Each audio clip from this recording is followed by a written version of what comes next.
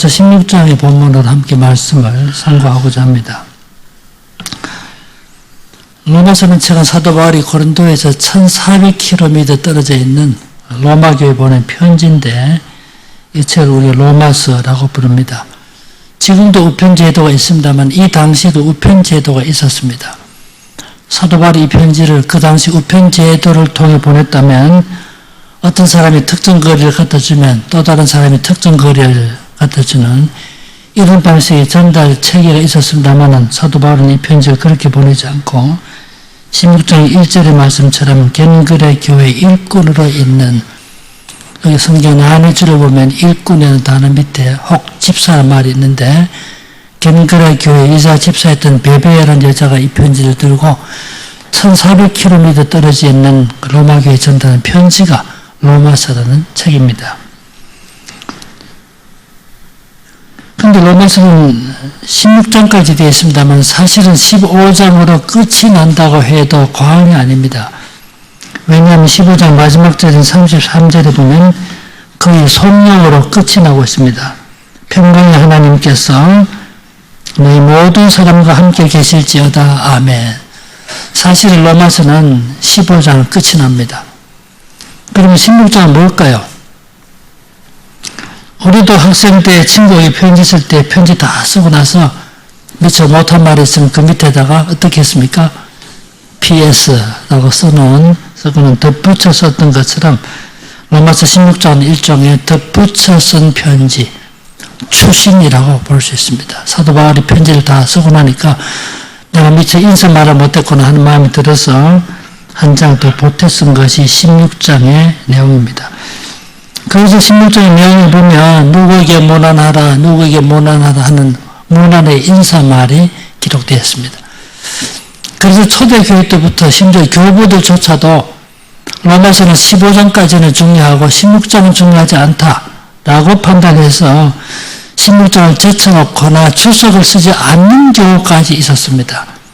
그러나 조금만 주의를 기울여보면 16장을 통해서도 귀한 교훈을 받을 수 있기 때문에 우리 16장의 말씀을 드리고자 합니다.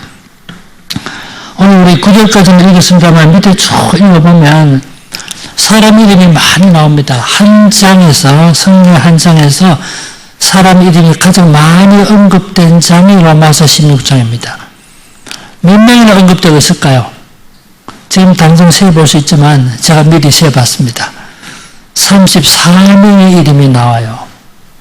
34명의 이름이 나오지만 로마교회 신자가 아닌 사람을 빼고 나면 26명의 이름이 남습니다. 말하자면 사도 바울은 고린도에 있으면서 1400km 떨어져 있는 로마교회 성도 26명의 이름을 언급하면서 거명하면서 무난한 내용이 로마서 16장임을 보게 됩니다. 그런데 실제로 사도 바울은 로마교회 성도들 가운데 28명 이상을 알고 있었음을 암시해 줍니다. 여러분 13절에 한번 보십시오. 주 안에서 택하심을 입은 루포와 그의 어머니에게 문안하라. 이게 보면 루포도 알고 그 어머니도 알고 있지만은 어머니 이름만 말하고 있지 않을 따름입니다.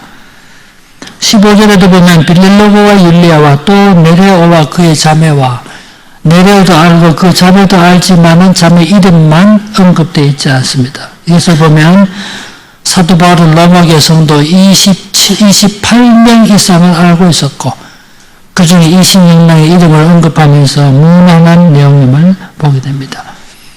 근데 이 사도 바울이 이 편지를 쓸 때는 인사말로 썼지만 2000년이 지난 지금 와서 보면 여러분 2000년 전에 로마 교회에 다니던 사람 26명의 명단이 주어져 있습니다. 부족하지만 제가 교회 역사를 공부하면서 교회 성도들의 명단이 얼마나 중요한 정보인지 알 수가 없습니다. 우리나라에서 가장 오래된 교회가 1883년 황해도 장년군 대구면 송천리에 설립된 교회가 우리나라 최초의 교회입니다. 근데 그 교회 제일 처음 생겨난 그 교회 다니던 사람은 어떤 사람이었을까요? 그 명단이 남아있다면 그 명단을 가지고 그 교회 구성원들이 어떤 부류의 사람이었는지를 알 수 있겠죠. 그래서 제가 호기심을 가지고 이런저런 문헌을 뒤져가지고 우리나라 최초의 교회였던 소래교회 다니던 사람 명단을 찾아냈는데 27명 가까이 명단을 찾아냈어요. 명단을 찾고 보니까 충분한 사실을 알게 됐습니다. 소래교회가 1883년에 설립됐으니까 약 140년 전의 교회인데 거기에 다니는 사람 중에 우리나라 유명한 민족 지도자, 독립운동가 김규식 박사가 그 교회 출신이었어요.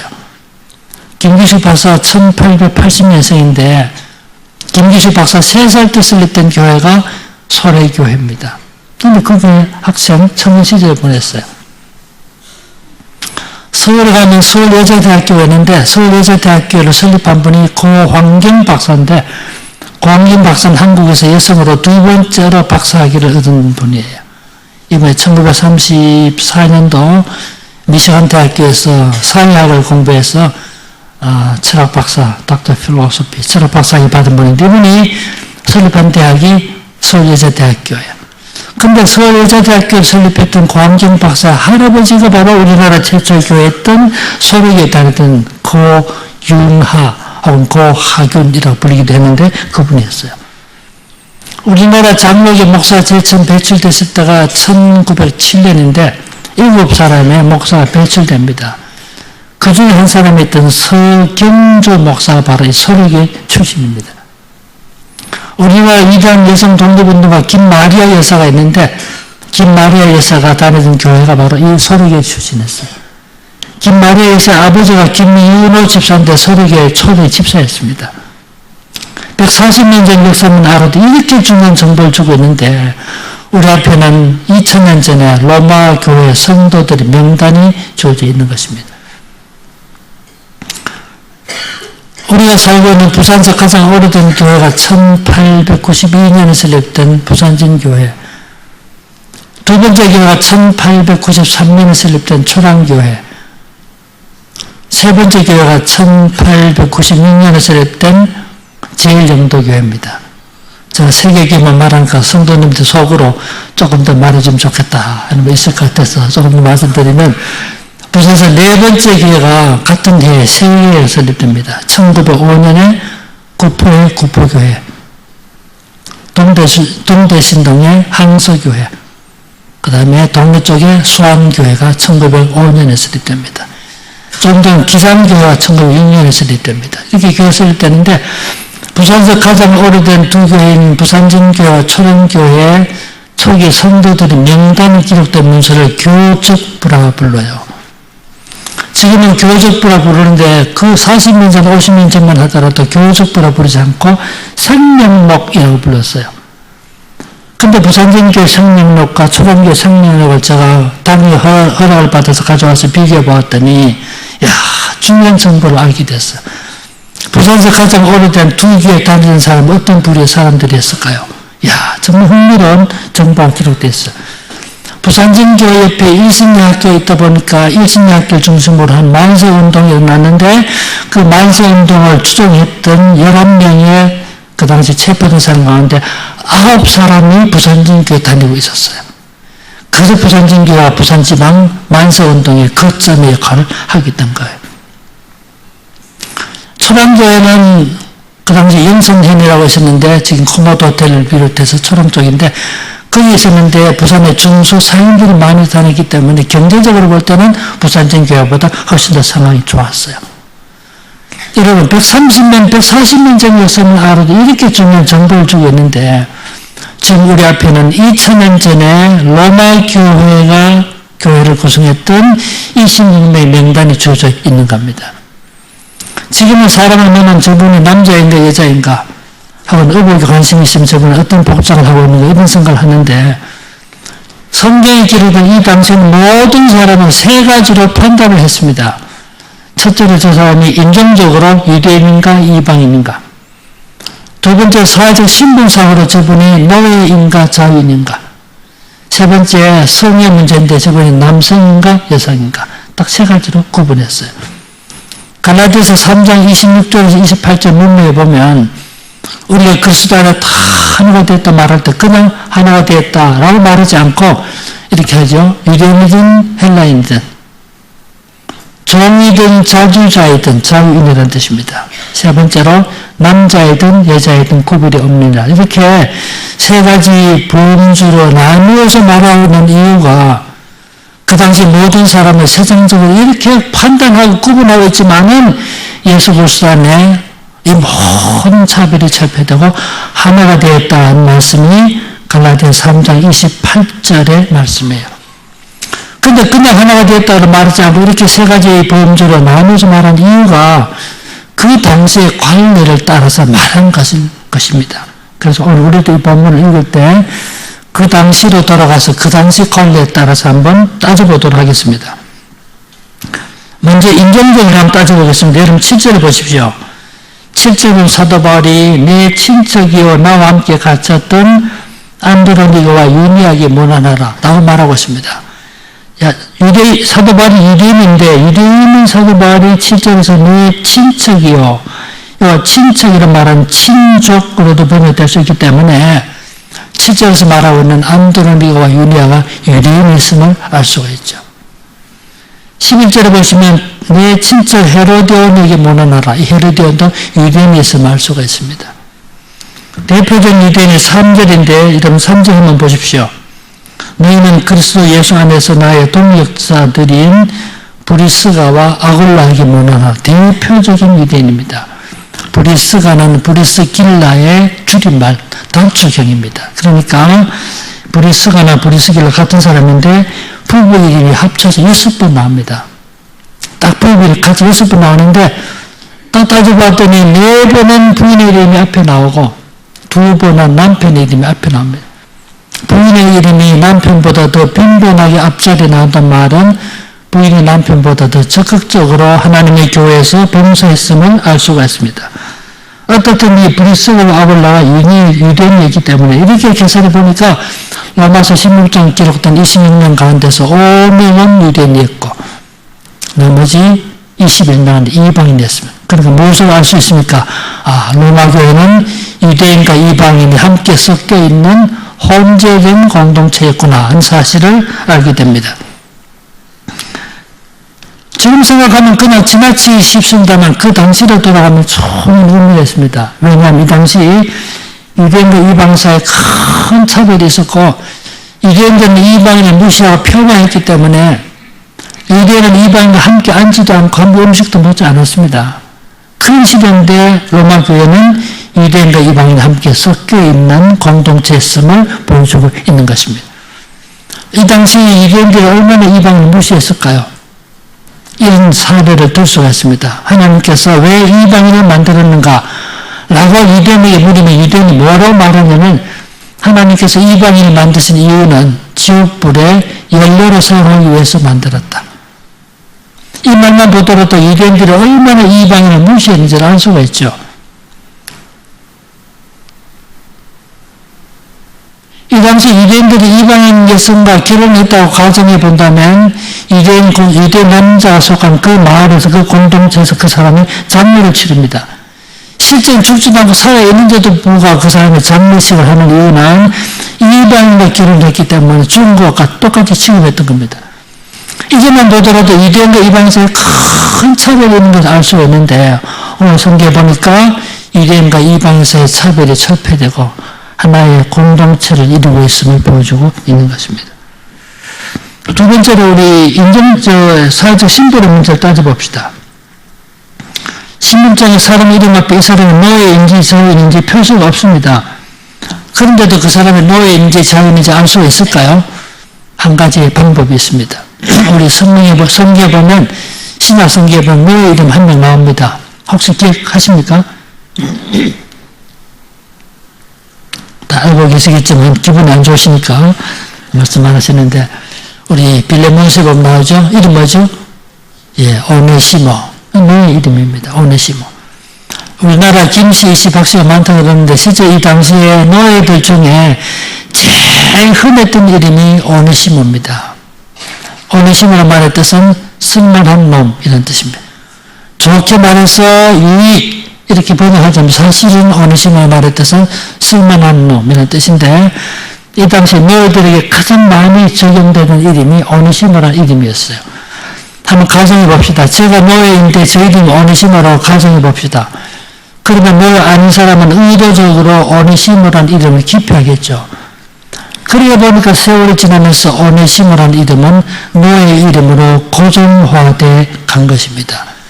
이렇게 고정화된 노예 이름이 쓸만한 놈, 힘센 놈, 장사 같은 놈, 다 이런 이름이 생겨나가지고 그 명단이 남아있습니다. 노예 이름으로 사용됐던 이름이 어떤 이름인가 명단이 남아있는데 그 명단을 가지고 오늘 성경을 바라보았더니 이 사람 노예였구나. 이 사람은 저인이구나. 대충 알게 된 것입니다. 한 가지 예를 들어보면 16장 12절을 보십시오. 주 안에서 수고한 두루베나와 두루보상이 무난하다. 자매인데 이 두 사람이 노예였음을 알 수가 있습니다. 같은 12절에 주 안에서 많이 수고하고 살아가는 보시에게 무난하다. 보시 노예 이름이었어요.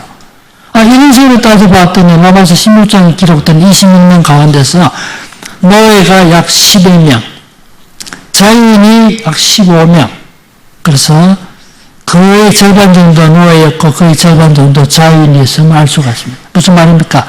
로마 교회를 구성했던 신자들 가운데 일부는 노예였고 일부는 자유인이었습니다. 이들이 아무 차별 없이 함께 주님을 섬기는 공동체였음을 보여주고 있는 것입니다. 그냥 지나치기 쉽지만 그 시대로 돌아가 보면 로마가 정말 대단한 교회였음을 알 수가 있습니다. 이 당시 자유인은 노예와 함께 앉지 않습니다. 아무리 심심해도 노예와 같이 식사하지 않습니다. 엄청난 차이가 있었기 때문에 자유인은 음식을 먹을 때 2시간을 먹든 3시간을 먹든 노예는 2m 뒤에서 시정되기 위해서 부동 자세를 기다립니다. 그런 시대였기 때문에 노예와 자유인은 함께 앉지도 않습니다. 이 당시에 노예가 어떤 대우를 받았던가를 알 수 있는 여러 흔적이 남아있습니다만은 이 당시 로마 제국에서 노예는 인간이 아니라 물건이었습니다. 그래서 그 유명한 아리스토텔레스 같은 사람도 노예를 가리켜서 생명 있는 도구다. 혹은 움직이는 물건이다. 그런 때였기 때문에 노예는 인간으로 대우를 받지 못했어요. 로마 시대 때 유명한 역사가 있던 타키투스라는 사람이 있는데 타키투스라는 사람 쓴 책에 보면 이런 얘기 나와요. 그 당시 로마의 원로원 의원 중에 세군투스라는 사람이 있었어요. 근데 이 세군투스라는 사람이 있었는데 그 사람 밑에 노예가 몇 명이 있으니까 400명의 노예가 있었답니다. 근데 이 400명의 노예가 한 지붕 밑에 살았다 그러니까 마치 동물을 사육하듯이 그렇게 살았음을 알 수가 있어요. 그런데 이 세군투스가 피살됐습니다. 누가 그를 죽였는지 알 수 없지만 피살됐는데 400명의 그 효에 노예가 있으면서도 주인의 생명을 지켜주지 못했다. 그래서 하루 만에 400명 다 처형을 시켰어요. 그것이 그 당시 노예의 신분이었습니다. 사도 바울이 이런 말 한 적이 있죠. 내 몸에 그리스도의 흔적을 가졌노라. 왜 그런 말 했냐면 그 당시 노예들에게 이 사람은 노예입니다 라고 표시하기 위해서 신체 흔적을 남기는 일이 있었어요. 그때도 인도를 달고 가지고 글자를 새깁니다. 팔뚝에다가 이렇게 이 사람 노예입니다 표시를 그거를 한문으로 화인 불도상이라고 불렀습니다. 사도 바울이 내 몸에 그리스도의 흔적을 가졌다는 말은 그때 마치 노예들의 신체 흔적을 남기듯이 내 몸에도 그리스도를 위한 복음 전도의 결과로 입은 상처가 있다는 뜻을 그렇게 말한 거였어요. 이 당시 어떤 주인은 자기 밑에 노예가 내 소유물을 표시하기 위해서 노예의 귀에다 구멍을 뚫고 귀걸이를 착용케 했습니다. 그게 지금의 귀걸이의 시작이 되었어요. 그런데 그 귀걸이에다가 주인의 주소와 이름을 새겨둠으로써 도망갔던 노예가 주인이 잡히게 만들었습니다. 그때는 직업 중에 도망간 노예를 잡아다 주인에게 돌려주고 400원을 받는 노예 잡이꾼 이런 직업이 있을 정도였어요. 그래서 노예 귀에 구멍을 뚫고 귀걸이를 착용했는데 이것이 지금의 귀걸이의 시작이 되었습니다. 요즘도 젊은 여성들이 귀걸이를 착용합니다만 따지고 보면 이것은 자신의 과거의 신분에 대한 심리적 향수가 아닐까 이런 생각이 들기도 해요. 이 당시 노예는 인간 대우를 못 받았습니다. 정말 자기는 노예와 함께 앉지도 않고 함께 음식도 안 먹었어요. 그런데 오늘 성경에 보니까 로마 교회는 노예와 자유인이 함께 주님을 섬기는 그런 공동체였음을 보여주고 있는 것입니다. 기독교 복음이 전파되는 곳마다 이런 구원에 놀라운 역사가 나타났습니다. 참고로 말씀드리면 우리나라 최초의 근대 병원이 1885년 4월 10일 날 기원했던 광해원입니다. 넓힐 광자 은혜자인데 은혜를 넓힌다는 뜻인데 이 광해원이 기원 13일 후에 이름이 제중원, 민중을 구조한 집으로 바뀝니다. 이 제중원이 나중에는 세브란스 병원이 바뀌었다 지금은 연세대학교 부속병원이 됐습니다만은 우리나라 최초의 근대 병원입니다. 그때 미신에 의존하고 혹은 원시적 의료에 기초했던 우리나라에서 제일 처음 병원이 설립됐을 때 얼마나 큰 환영을 받지 않았습니까? 근데 그때 원장으로 왔던 사람이 에비슨 박사인데 30대 초반 카나다 병리학자였어요. 이분이 원장으로 있을 때 고종황제가 아프다든가 명성황후 아픈 왕진을 갔습니다. 그런 귀인들이 병원에 오기 어렵다고 왕진을 갔던 거예요. 근데 이분이 서울 사정원밖에 한 백정이 병들었다고 소식을 듣고 왕진을 갔어요. 이러면 한번 생각해 보십시오. 그 당시 백정은 우리나라 최하위 신분입니다. 여러분 갑바치보다 참기보다 낮은 신분이 백정이었어요. 백정은 귀하집에 못 살게 되었습니다. 백정의 자식들에게는 오늘 의, 어제인 사랑에 좋은 일이 못 썼습니다. 백정은 일생만 갓을 못 씁니다. 백정은 결혼할 때 가마를 못하게 되었어요. 백정이 귀하집에 못 살게 되었습니다. 여러분 백정이 당했던 순환은 말도 못하죠. 백정 나이가 60이 넘고 70이 넘어도 12살짜리 13살짜리 양반이 70명의 백정이 말을 낳았습니다. 그러니까 백정이 어떤 신분인지 알 수 있잖아요. 그런 시대 때인데 백정이 병들었다고 고종황제를 왕정한 의사가 찾아온 거죠. 그때 백정이 큰 충격을 받았습니다. 그때 이질에 걸려가지고 4개월 헤매고 있었는데 너무 큰 충격을 받았어요. 그때 이 에비슨 박사가 서툰 한국말로 백정이 그랬다 그랬잖아요. 하나님은 당신도 사랑합니다. 이 한마디 말을 듣고 백정이 눈물을 흘렸다 그러면 세상에 무시당하고 멸시당하고 병들어도 치료받지 못하고 죽는 판인데 야, 내 같은 백정도 사랑해 준 사람이 있단 말입니까? 너무 감동했겠어요. 그때 에비슨 박사가 이 백정 보고 하나님은 당신도 사랑하지만 당신의 내자도 부인이라는 뜻입니다. 당신 부인도 사랑해 줍니다. 이 말 듣고 백정이 너무 좋아했습니다. 나야 어쩔 수 없이 백정으로 살지만 백정의 아내라는 이유만으로도 머리 한 번 못 들고 사람 대우를 못 받고 살았는데 자기 부인을 사랑해 준다는 말을 듣고 너무 좋아했어요. 그때 에비슨 박사가 말했습니다. 하나님은 당신도 사랑하고 당신의 부인도 사랑하고 당신의 자식까지도 사랑해 줍니다. 이 말 듣고 백정이 너무 좋아했습니다. 우리 어쩔 수 없이 백정으로 한 생을 살아가지만 백정이 자식이라는 이유만으로 또다시 백정의 길을 가야 되는데 자식까지 사랑해 준다는 말을 듣고 감격해서 물었습니다. 그러면 우리 같은 사람도 예수를 믿을 수 있겠습니까?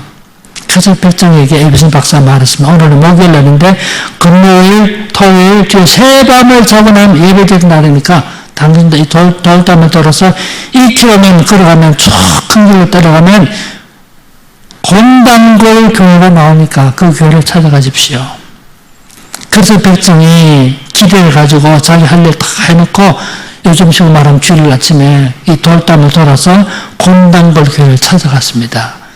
이 곤단골 교회가 지금 서울 인사동에 있는 성동교회예요. 저는 일부러 몇 번 찾아가 봤습니다. 인사동 가면 건물 거리가 있는데 큰 돌 왼쪽으로 들어가면 안쪽으로 들어가서 교회가 있습니다. 그때 찾아간 겁니다. 그때 곤단골 교회 담임 목사가 셰밀 무어라고 우리말로 모삼율이라는 선교사가 담임 목사였는데 이 소식을 듣고 미리 교회당에 갓을 준비해 놨습니다. 인삼동 갓 한번 못 써보던 백정이 갓을 쓰게 했어요. 이 백정이 너무 좋아가지고 갓을 빌려가서 잘 때도 쓰고 잤다 그럽니다. 긴 말씀, 긴게 있다 말씀 못하지만 이렇게 찾아갔던 백정이 한국교회 역사상 최초로 백정 출신 장로가 되었습니다. 원래 이름도 없던 박세성을 가진 사람에게 모사님을 섬겨서 이름을 지어줬어요. 당신은 지금은 백정 신분으로 차별받고 천시받고 있지만 복음만의 새로운 생명과 평등을 누리면서 앞으로 글자를 배우면서 백정들 해방을 하는 일 앞장서서 큰 나무가 되라고 큰 나무가 되면 봄에 나무에 잎이 돋고 손이 돋아되는 것처럼 니도 당신도 그런 사람 되라고 이름을 박성춘, 일성자 봄춘자 박성춘 이름을 지어준 겁니다. 이분이 우리나라 최초의 장로가 되었습니다. 상상할 수 없는 일들이 벌어진 겁니다. 에디슨 박사가 이 박성춘의 아들이 있는 아들 데려다가 세브란스 의학 전문학교 입학을 시켜줬어요. 지금 우리나라에 350개 넘는 대학이 있습니다만은 100년 전에 우리나라 대학은 딱 두 군데 뿐입니다. 서울인문학교가 세브란스 의학 전문학교, 평양인문학교가 숭실 전문학교 두 군데 뿐이었어요.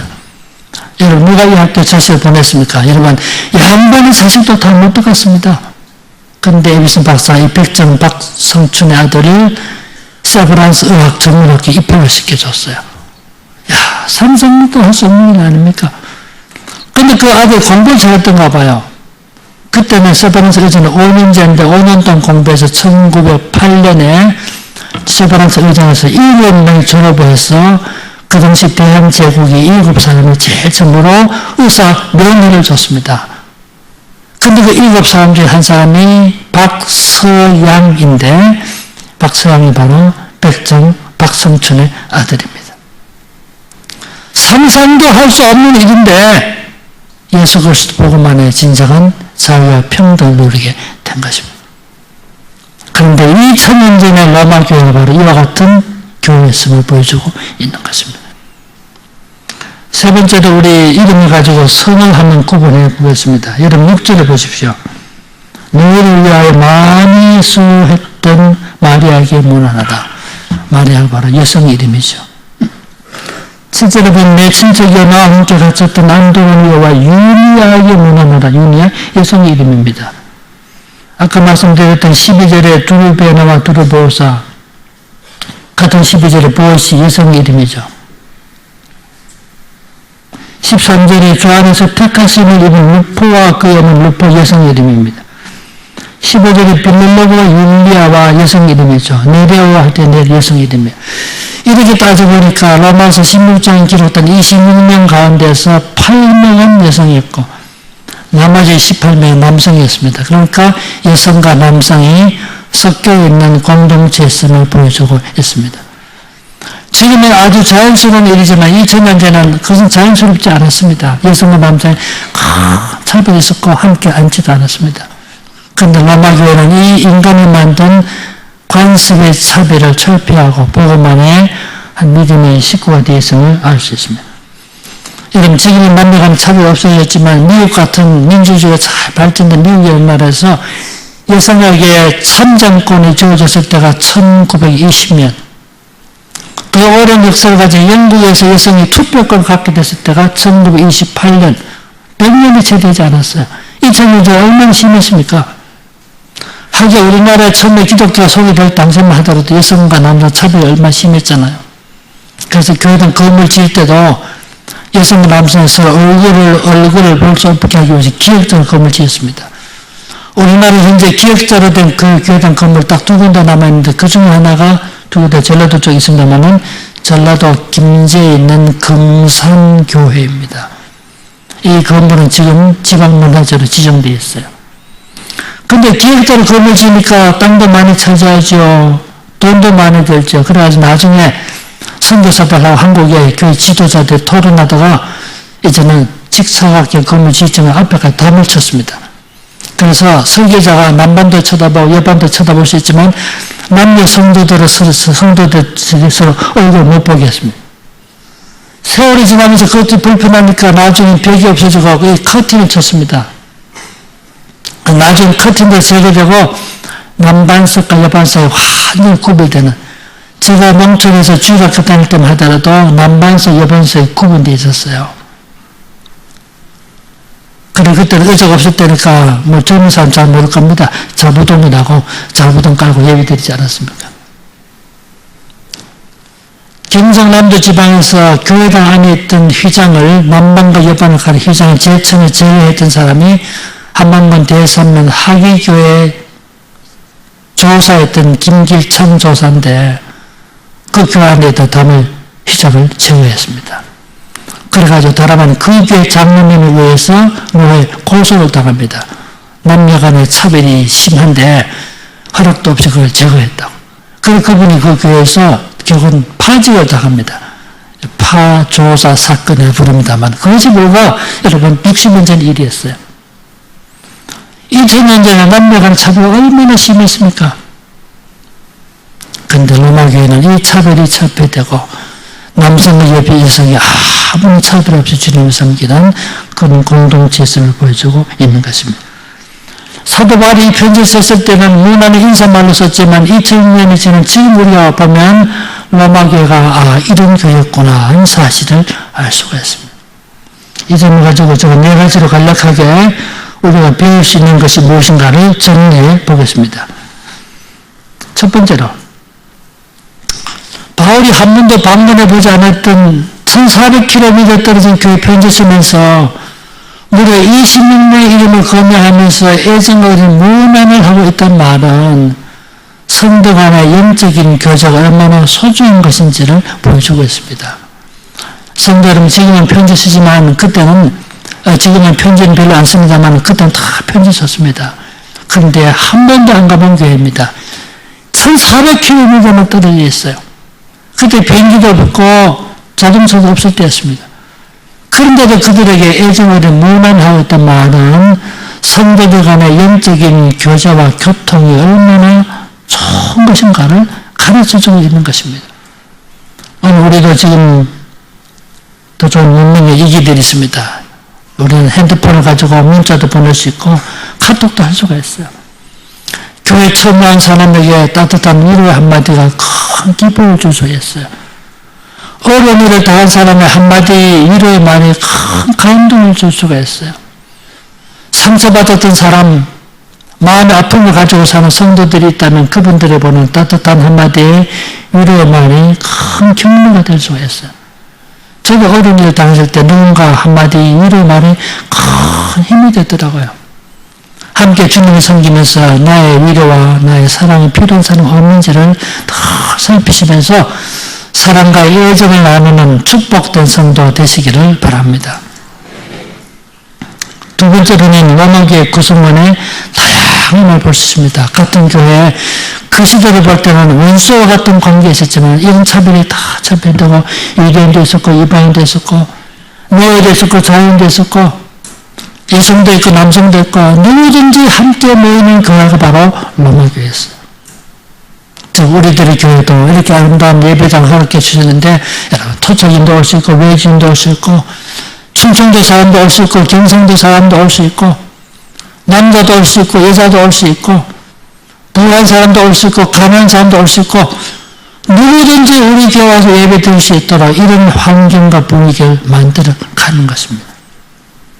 저는 교회를 다녀보지 못하기 때문에 다녀보면 어떤 교회는 눈에는 보이지 않지만 다 이 담이 있고 철저하게 있는 교회 있더라고요.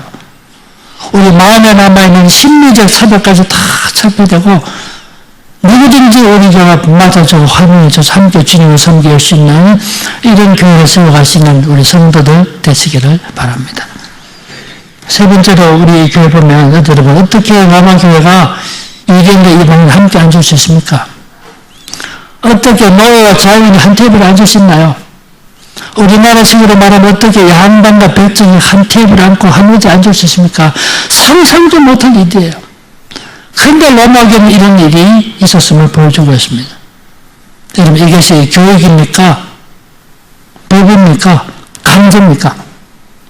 오직 한 가지 이유 때문에 가능했습니다. 아까 우리 처장님 기도하시면서 그런 말씀하셨는데 한 가지 것이 뭡니까? 십자가의 사랑 때문에 가능했어요. 십자가의 사랑 때문에 노인, 자유인의 노예를 환영해주고 유대인, 이방인을 맞아주고 남성, 여성을 축복해주는 변화된 공동체가 된 거예요. 오직 십자가의 사랑만이 그들을 하나로 묶어주는 역할을 감당했던 거죠. 에베소 2장에 보면 유대인과 이방인 사이를 말할 때 원수된 자를 표현을 하는데 예수님이 십자가 죽으심으로 그 예수님의 십자가 사랑 때문에 원수된 자를 하나가 되었다고 말씀하시는데 오늘 한국교회 우리의 꼭 필요한 것이 있다면 십자가의 사랑으로 하나 되는 교회입니다. 지금까지도 이런 마음으로 주님을 섬겨왔지만 앞으로도 변함없이 십자가 사랑에 충만한 교회를 세워가시는 우리 성도들 되시기를 바랍니다. 먼저 네 번째 보면 우리 여기 보면 사람들의 이름을 말할 때마다 그런 이름만 말하지 않고 그 사람 이름 앞에 항상 그 사람 칭하는 호칭이 있습니다. 형용어가 있습니다. 여러분 3절에 보십시오. 그냥 브리스가와 아굴라로 말하지 않고 예수 안에서 나의 동역자들인 브리스가와 아굴라에게 문안하라. 6절에 보면 그냥 마리아로 말하지 않고 있죠. 너희를 위하여라는 말은 너희의 교회를 위하여라는 뜻인데 너희의 교회를 위하여 많은 수를 했던 마리아에게 문안하라. 그냥 이름만 말하고 있지 않습니다. 그런데 9절에 보면 그리스도 안에서 우리의 동역자인 우르바나와 너의 사랑하는 스다고의 문안하라. 다 애정 어린 타이틀이 있습니다. 다 소중히 말이지만 한 가지 주목하고 싶은 말이 동역자를 말입니다. 동역자. 이거 얼마나 좋은 말입니까? 동역자 말은 어떤 계급적인 칭호도 아니고 같은 목적과 목표를 위해서 함께 일하는 사람을 동역자라고 부릅니다. 이 땅에 살면서 느낍니다만은 어떤 사람은 복음의 동역자로 살지만 어떤 사람은 복음의 대적자로 살아갑니다. 얼마나 불쌍한 인생을 살아갑니까? 이 땅에서 얻을 수 있는 타이틀은 칭호가 많이 있지만 정말 우리가 포기할 수 없는 한 가지 타이틀이 있어요. 그게 바로 복음의 동역자로 사는 것입니다.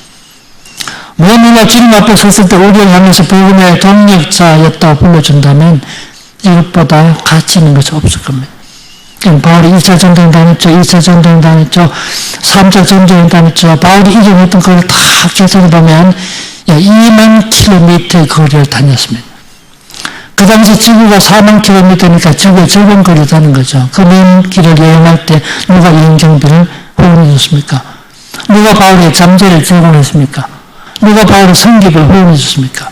사도 바울의 선교 운동에 관여했던 것은, 복음 운동에 관여했던 것은 그 주변에 수많은 복음의 동역자들의 헌신이 있었기 때문에 가능했던 거예요. 지난 40년의 세월 동안 우리 교회가 설립되고 오늘같이 이렇게 아름답고 은혜의 교회로 발전한 것은 우리 사람은 다 알지 못하지만 복음의 동역자로 말없이 헌신해 오신 성도들의 봉사가 있었기 때문에 가능했던 것입니다. 복음의 동역자로 사는 것이 무슨 일입니까? 여러분, 하나님 나라 교회를 위해서는 우리들의 작은 봉사가 따지고 보면 복음의 동역하는 일입니다. 상황들을 봉사하는 일, 주일학교에서 봉사하는 일, 주차장에서 주차 관리하는 일, 선교전 선교에서 나이 더 맞추는 음식을 준비하는 일, 교회당을 청소하는 일, 다 따지고 보면 복음의 동역자로 사는 것입니다. 이를 우리들의 수가 다 합쳐서 어우러져서 하나님 교회를 세워가듯이 이 땅 생명을까지 복음의 대적자로 살지 말고 복음의 반간자로 살지 말고 복음의 동역자로 살아가시는 우리 모든 성도가 되시기를 주님의 이름으로 축원합니다.